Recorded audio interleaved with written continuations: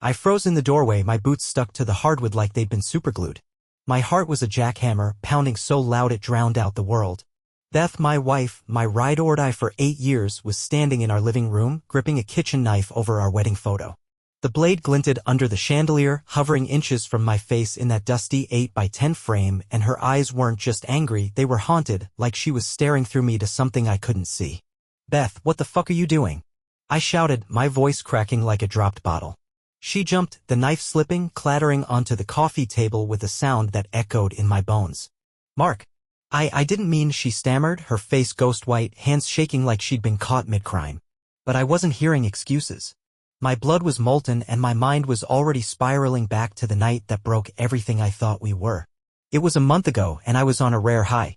My sales job in Chicago wrapped early, some bigwig canceled, so I caught a red-eye home, hyped to surprise Beth with her favorite takeout from Lotus Garden.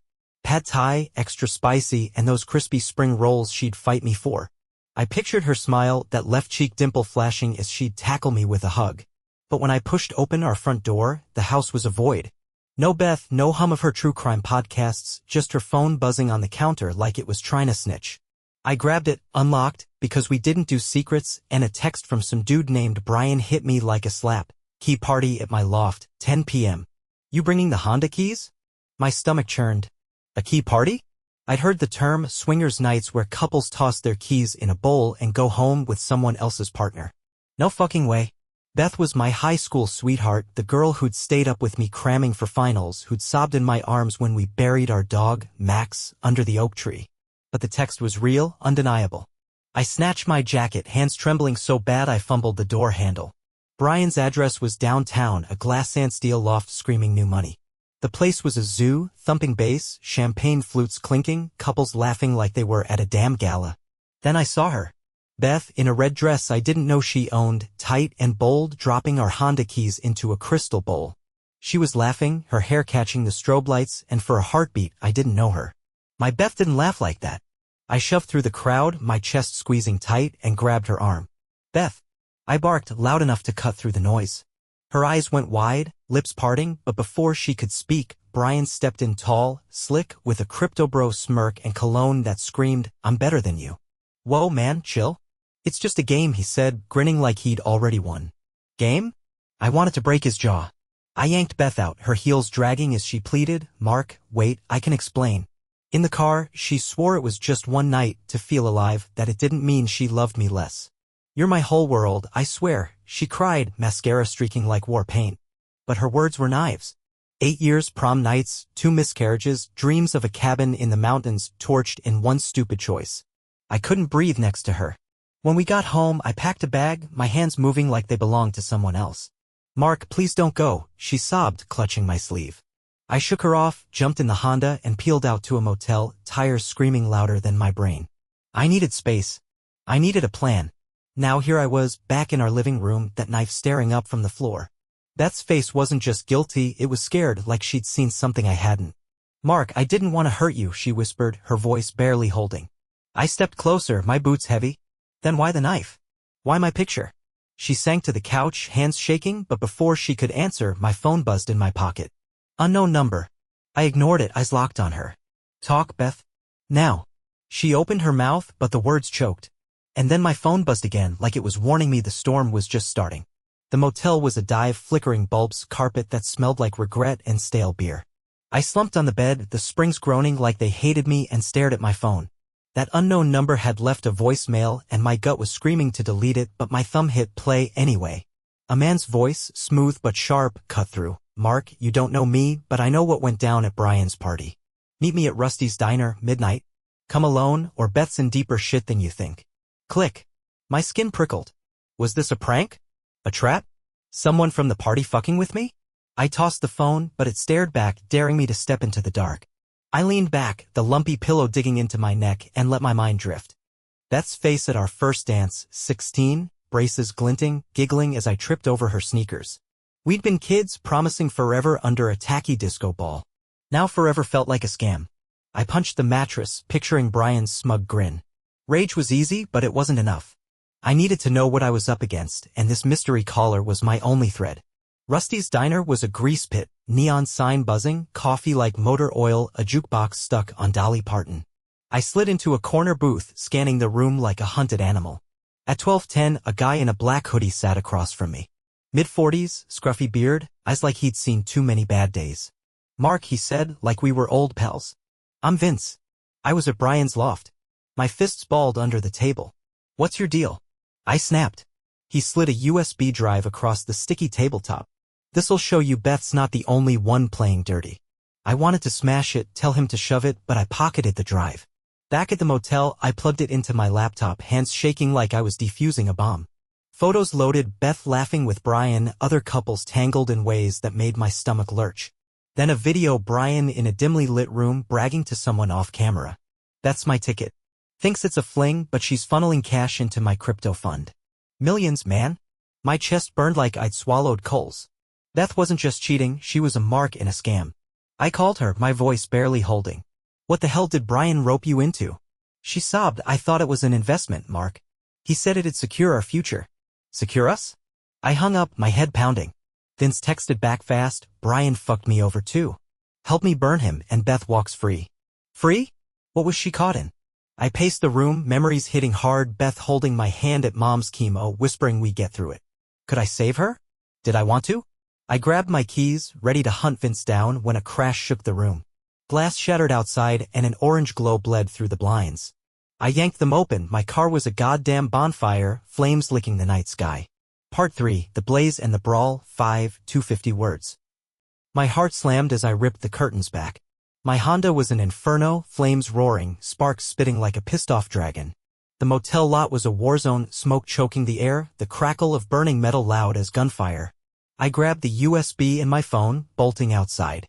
Two goons in ski masks stood by my car, one clutching a gas can, the other a crowbar. "Where's the drive?" Gaskin growled, stepping forward. My blood was a furnace. "Come get it," I spat, adrenaline taking the wheel. I charged, tackling gas can to the pavement. My elbow screamed as it scraped asphalt, but I swung, my fist cracking his cheek. Blood flecked my knuckles, warm and slick. Crowbar swung his pipe, I ducked, the metal whistling past my ear, pain spiking as it grazed my shoulder. I kicked his knee, hard, and he dropped, howling. Gaskin lunged again, but I threw a wild punch, catching his jaw. They scrambled for a black SUV, peeling out as sirens wailed. Fire trucks and cops swarmed, lights flashing like a bad trip. My car was a charred skeleton, but the USB was safe. I didn't tell the cops about it, something screamed this wasn't random. At a gas station payphone, I called Vince. "My car's fucking toast, man. Who's after me?" He sounded rattled. "Brian's crew. They know you've got proof. Meet me at the warehouse on 5th now." The warehouse was a rusted husk, all broken beams and oil stains. Vince was waiting, twitchy, with a laptop. "Brian's running a crypto Ponzi," he said, pulling up spreadsheets, millions siphoned through fake wallets, Beth's name buried in the mess. She didn't know, he swore.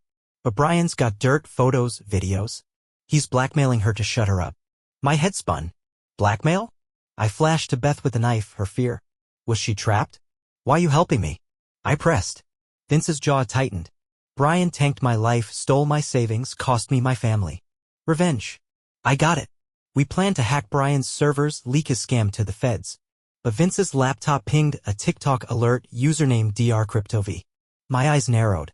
"You a doctor now?" I jabbed. He laughed, too quick. "Nah, just a hobby." "Bullshit." I left, promising to regroup, but my gut was yelling. At a diner, I googled drcryptov. Private account, but comments hyped crypto pills and miracle cures. Was Vince a conman too?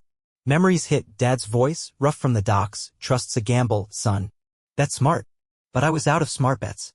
I started my rental car, ready to find Beth, when my phone lit up, her text, "Mark, I'm at Brian's. He's scaring me. Help." Headlights flared behind me, tailing way too close. I floored the rental, Beth's text burning in my brain. Brian's loft was 30 minutes out, but the black SUV behind me wasn't playing. My pulse hammered as I swerved through traffic, horns blaring like a pissed-off symphony. The SUV rammed my bumper. Metal crunched, my neck snapping forward. "Fuck you," I yelled, cutting into an alley. Trash cans flew as I gunned it, the SUV scraping walls to keep up. I hit a freeway, weaving through trucks, losing them in a sea of taillights. My hands shook, but Beth was all I could think about. The loft was dark, no party vibes. Inside, Beth sat on a leather couch, Brian pacing with a phone like a damn cartel boss. "Well, look who's here," he sneered. Beth's eyes were red, pleading. "Mark, I didn't," she started. But Brian flashed his screen. Photos of her from the party, way too intimate. "She's mine now," he said. My vision blurred with rage.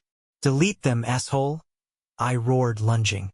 He dodged, laughing, but Beth grabbed his phone, tossing it to me. I smashed it under my boot, glass shattering like my trust. We bolted, Beth sobbing, "I'm sorry." In the car, she spilled. Brian pitched a crypto fund to save our marriage. When she tried to bail, he sent the photos, threatening to post them. "I didn't sleep with him," she swore. I wanted to believe her, but doubt was a blade. At her sister's, she handed me a USB, her USB. "I was gonna blow the whistle," she whispered. Files showed she'd been collecting proof on Brian's scam, planning to go to the feds. My jaw dropped. "Beth, a whistleblower?" Vince texted. "Warehouse, 3 a.m. We hit Brian's servers." At the meet, he had Riley, a 20-something hacker with tattoos and a nervous grin. "I'm deep in Brian's system," Riley said, showing wallets draining.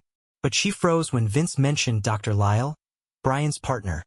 A doctor pushing fake, crypto pills, via TikTok, Dr. Crypto V. "Lyle's dangerous," Riley muttered. Then Beth called, voice shaking. "Mark, Mom's been wiring money to Brian since before Dad died." Tires screeched outside. Headlights flooded the warehouse. 3 SUVs boxed us in, doors slamming. Brian stepped out, Dr. Lyle beside him, smirking, glasses glinting like a snake's eyes. "Drive." "Now," Brian barked. I gripped Beth's USB, mind racing. Riley whispered, "Stall." I yelled, "Why fuck with Beth?" Brian grinned. She was easy, lonely, desperate. My fists ached, but Riley nodded, "Go time." I tossed the decoy drive. Brian dove and Vince hit a key. Sprinklers exploded, water surging like a river. Chaos erupted. Brian's guys slipped, cursing, as I tackled Lyle. His briefcase spilled, patient files, crypto keys, fake scripts. "You're done," I snarled, slamming him into a server. Sparks stung my face, glass crunching underfoot. Riley grabbed the drive, but a new player appeared, Detective Malone, a rogue cop with a grudge. "You're all under arrest," he growled, but his eyes locked on Vince. "Old beef?" We ran, water to our knees, Riley uploading proof to the feds. Outside, Beth's USB showed her whistleblower files tied to Malone. He'd been taking Brian's bribes. I called Beth. She was at her mom's, freaking out. "Mom knew Brian from a job with Dad," she said. "My dad's death, car crash, 12 years ago," flashed up. Coincidence? Riley hacked Karen's accounts. Millions moved to Brian, coded as family debt. What the hell? Malone's cruiser screeched up, lights blazing. We ducked into a safe house, Vince and Riley arguing over Malone. "He's dirty," Riley said, pulling X-posts. Malone linked to Brian's payouts. Beth's USB had more. Her whistleblower notes named my dad as Brian's old partner, running scams before his crash. My world tilted. "Dad, a crook?" I flashed to his lessons. "Keep your hands clean, son." Was it all a lie? Beth showed up, shaken. "I found Dad's old files," she said, handing me a ledger, Brian's signature. Dad's too, dated weeks before the crash. Karen pushed Beth to Brian, settling debts. I wanted to scream. We hit Brian's backup server on a rooftop office, Riley's plan. Guards patrolled, so we scaled fire escapes, wind biting my face. Inside, a goon blindsided me. Fists flew, glass shattered, blood trickling down my jaw. Riley hacked the system, but Brian appeared, gun raised. "Game over," he sneered. Beth stepped forward, holding her USB. "This goes live unless you talk." Gunshots rang out. Riley dove as I tackled Brian, the gun skidding. Beth screamed, "Mark, stop." I pinned him, rage blinding, but Malone's cops swarmed, cuffs clicking. Riley's uploads hit X, Brian's scam, Lyle's pills, Malone's bribes, all viral. Beth's whistleblower files cleared her name, but Karen's role gutted me. She'd used Beth to pay off Dad's debts. Beth sobbed. I didn't know Dad's past. Her USB backed her. Years of guilt, fear, love for me. I faced Brian in custody. Dad's crash. Was it you? He smirked. Ask Malone. I tracked the cop to appear, his confession. Brian rigged the crash. Malone covered it. My fists shook, but I recorded it, sending it to the feds. Brian and Lyle were done. Malone too. But Beth's choice, going to the party, hiding Dad's ledger, stung. Vince reappeared, handing me Dad's old key. Locker 47, he said, vanishing. Inside? Proof Dad tried to quit Brian's crew, saving me from their world. Relief hit, but pain lingered. Beth reached for me. Can we fix this? My heart wanted to, but trust was ash. I held everything: Karen's transfers, Beth's USB, Dad's redemption, Malone's tape. I could leak it all, let X tear Beth and Karen apart, avenge Dad clean. Or I could rebuild with Beth, risk it again, knowing Dad fought for me. Mom's words echoed, love's a fight, Mark. Pick the right one. I chose, kept Beth's secret, gave her a chance, but walked from Karen's lies. I faced the camera, voice raw. This is my story, betrayal, revenge, truth. I'm giving Beth a shot, but I'm done with secrets. If you were me, would you forgive, expose it all, or leave it behind? Drop it below, I need your truth. I hit post, dawn breaking. Beth's hand found mine, but my phone pinged, a new X post. Mark, you missed one file. Welcome to my YouTube channel, Cheating and Chaos, a place where you will hear a large number of fascinating and intriguing chronicles about hearts that are completely broken by female betrayal. Let's not drag on for long, let's get straight to the point.